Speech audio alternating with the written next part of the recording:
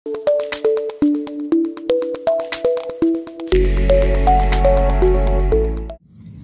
ձեզ իմ սիրելի YouTube-յան հետևորդներ, դիտորդներ, իմ էներգետիկայի պատճառով մի փոքր խնդիրներ եղավ իմ YouTube-յան էջում, որովհետև էներգետիկ դաշտս բավականին ուժեղ է, լինում է, որ խնդիրներ է բերում իմ էլեկտրոնիկայի հետ։ Ես մի փոքր այսօր ուզում եմ ձեզ հետ խոսել ուրեմն Papius-ից։ Արդյոք կարելի է ուսումնասիրել նոր սկսնակներին Papius? Իհարկե ոչ։ Արդյոք դա անվտանգ է? Իհարկե էլի ոչ։ Ինչու՞։ Նախքան մոգական ինչ-որ մինչև Papius-ը ուսումնասիրելը, նախքան մոգական, ուրեմն հիմքերի ձևավորմանը սա բավականին վտանգավոր է։ Նախ պետք է այստեղ սովորել ուրեմն 4 տարերկների կառավարումը եւ մոգական անվտանգության նոր անցնելու համար հետագայում Papius-ին կամ Papius-ի գրքերին։ Ընդհանրապես ով է Papius-ը իրենից ինչ է ներկայացնում, ինքը եղել է էզոտերիկ, սկսել է տարոլոգիայից, տարոյի գիտության մասին է այստեղ խոսքը, պրակտիկաներ է արել, մոգություն, հենց իր ձեռնարկությունն է դա եղել, նա է ձեռնարկել այդ ամեն ինչը։ Նա եղել է Ֆրանսիայից, բժիշկ, օկուլտիստ է եղել, միստիկ։ Դա ինչքան հիշում եմ, նրա իսկական անունը Ժերար Անկոս է եղել, հենց 19-րդ դարի ֆրանսիացի բժիշկներից մեկն է եղել։ Papius-ը, պետք է սովորել սկզբից, թե միանգամից այլ, իհարկե ոչ, Papius վտանգավոր է, դու պետք է սկզբից սովորես 4 տարերկներին կառավարելը։ Ընդհանրապես, եթե ինձ հարցնեն, ոչ, Papius-ը խորհուրդ չեմ տա ես ուսումնասիրել, մինչև որոշ հիմքեր չդրվեն Papius ուսումնասիրելուց առաջ, որովհետև նրա գործերը արդեն ներառում են շատ խորը, միստիկական եւ էներգետիկ տեղեկատվություն, որը առանց նախապատրաստության կարող է սխալ ընկալվել, սխալ կամ կիրառվել ձեր կողմից, նույնիսկ կարող է ձեզ հոգեբանորեն վնասել, էներգետիկ կամ ճակատագրային նաեւ իմաստով։ Այսինքն, ինչ պետք է անեք դուք մինչև նախքան Papius-ի գրքերին անցնել, որովհետև բավականին դա վտանգավոր է։ Դուք նախ պետք է մինչև Papius-ին հասնելը կարողանաք 4 տարերկները, բայց ես կասեի 5-ն են, եթերայինն էլ հետը, հող, ջուր, օդ, կրակ եւ եթերայինը,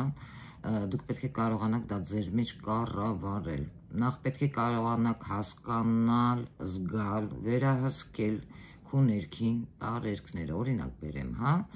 Եթե կրակը խոսքի գերիշխում է, մարդը ստեղ կարող է անհամբեր լինել, իմպուլսներ լինի մարդու կողմից եւ ագրեսիվ լինի անձը։ Եթե ջուրն է գերիշխում, ընկճվածության մասին կարող է խոսել, հուզականն է այստեղ մեծ դեր խաղում եւ մարդ կարող է դառնալ անհավասարակշռ։ Տարերկների կառավարումը այստեղ կարևոր է, քանի որ մոգությունը աշխատում է հենց այս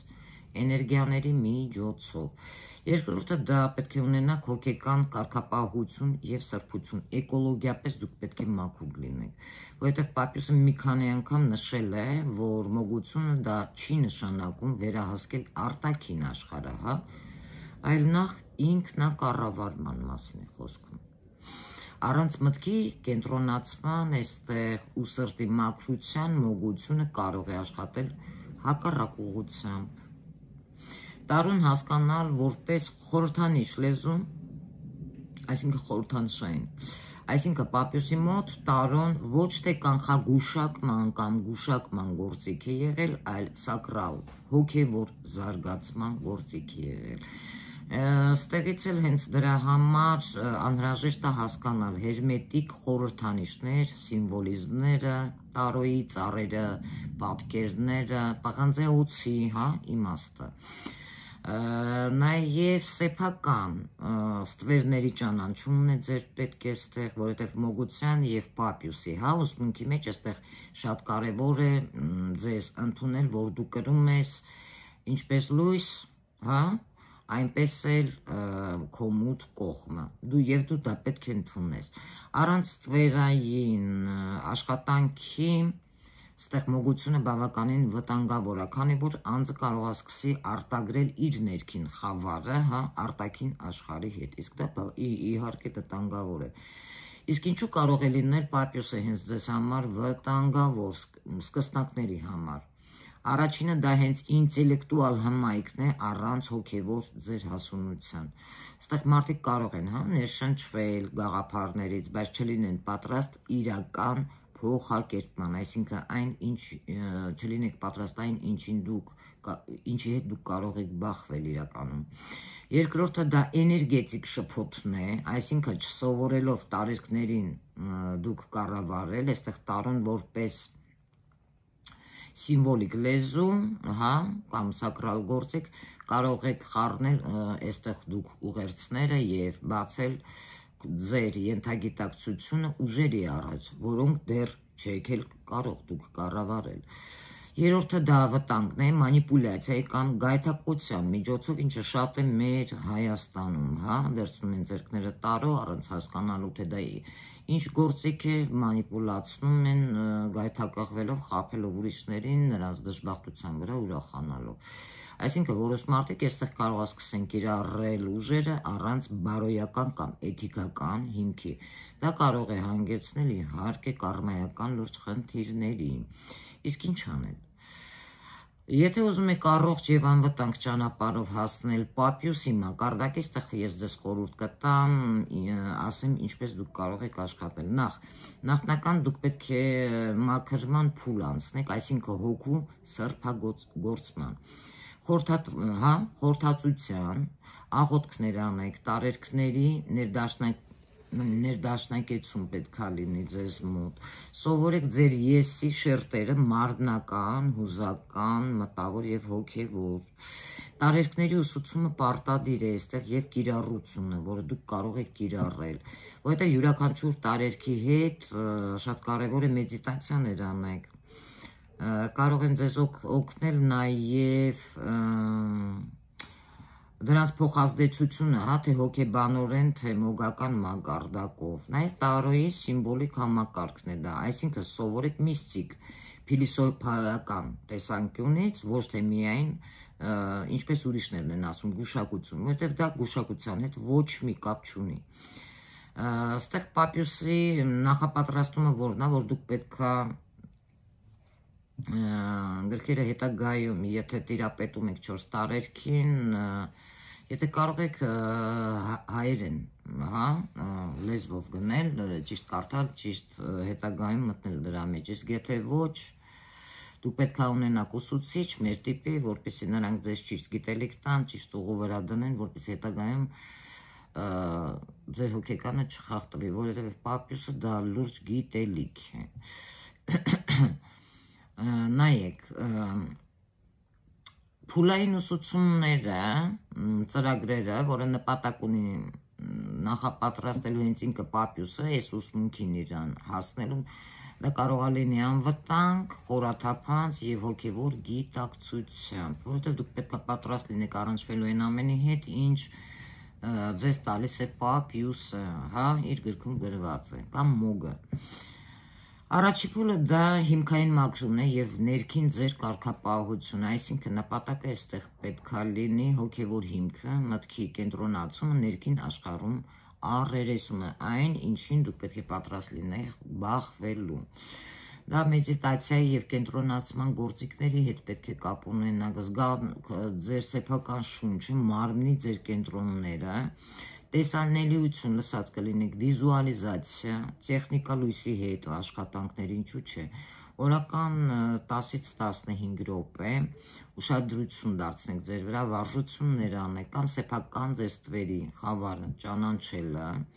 հուզական օրագիր, ինչ որ բան վերցնեք, գրեք, ինչից եք հուզվել, ինչ զգացողություններ ունեք, ձեր հիշողությունների հետ աշխատող մեդիտացիաներ, վախերի, մեղքի, ձեր ամոթի կամ թեմաներով, այստեղ էլ խավարը կապ ունի։ Երկրորդ փուլը դա 4 տարերքների ուսուցումն է, ներդաշնակություն պետք է դուք սովորեք։ Այսինքն վերահսկեք եւ զգաք բնական տարերքների ինքը ձեր մեջ։ Օրինակ կրակը, հա, ինչի հետ կապ ունի, ակտիվության, գործողության, մարդու կամքի, կրքի, հա, իսկ ջուրը դա զգացողությունների հետ կապ ունի, զգացմունքի, էմոցիաների, հոսքի, փող զգայունության հետ, օդը մարդու մտքի հետ կապ ունի, հաղորդակցության հետ կապ ունի, իսկ հողը բնական է, կայունության հետ կապ ունի եւ գործնականության։ Իսկ երրորդ փուլը դուք պետք է անցնեք տարոն, ինչպես ճիշտ կարդաք, որպես հոգևոր լեզու, սակրալ գիտելիք, սակրալ գործիք, այլ ոչ թե պարզապես գուշակություն։ Պետք է սովորեք մեծարկանները որպես հոգևոր ճանապարհ, յուրաքանչյուր քարտի ուսուցում, հա։ Այստեղ ներքին իմաստը պետք է կարևոր լինի, աստվածաբանական եւ մոգական կապերը, սիմվոլիկաներ կան տարո քարտերի մեջ, որոնք մանրակրկիտ դուք պետք է ուսումնասիրեք գույները, տարերը, դիրքերը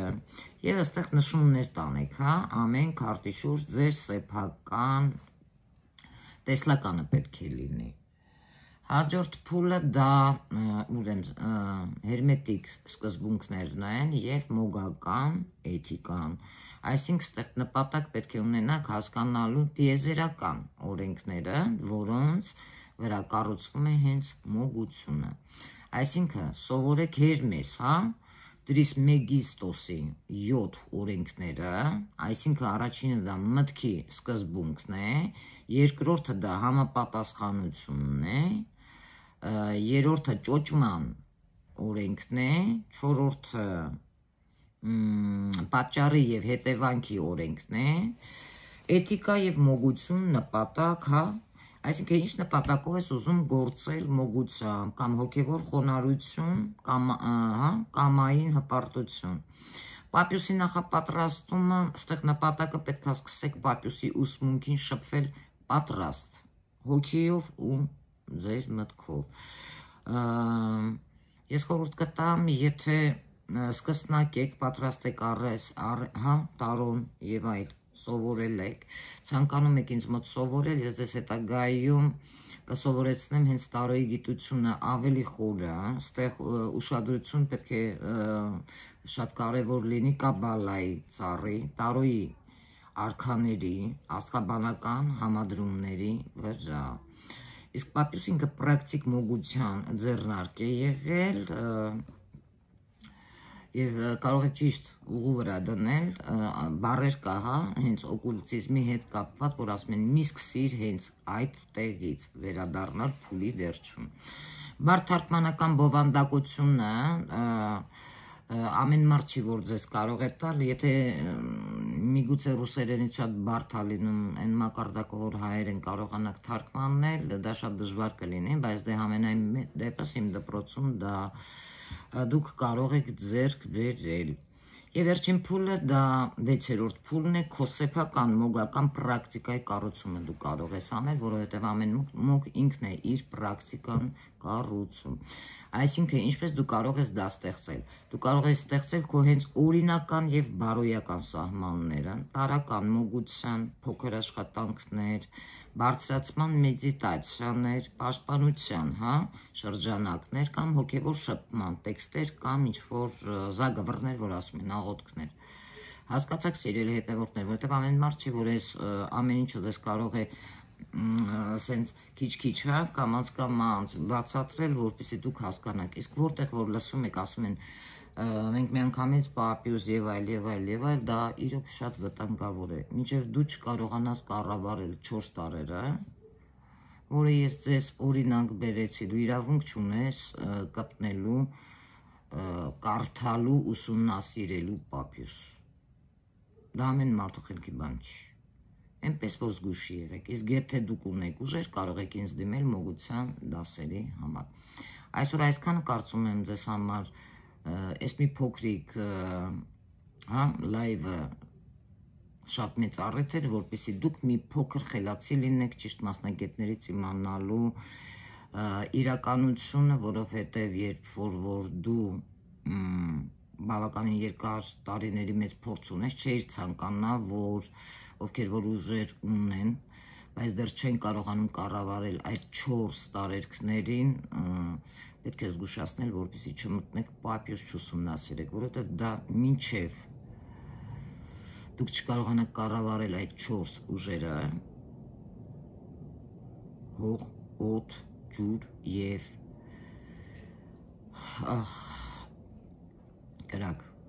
դուք իրավունք չունեք պապյուս կարդալու կամ այդ գրքին ձեռք տալու, որովհետև դա վտանգավոր է։ Իմ հաջորդ աշխատանքը կլինի կապված վեդայական թվագիտության միֆիոլոգիայի հետ։ Այսօր այսքանը, սիրում եմ ձեզ, հաջողակ եղեք և երջանիկ։ Ձեզ հետ Իննարա Գրիգորյանն էր, տարոլոգ և վեդայական հոգեբան։ Այսօր այսքանը։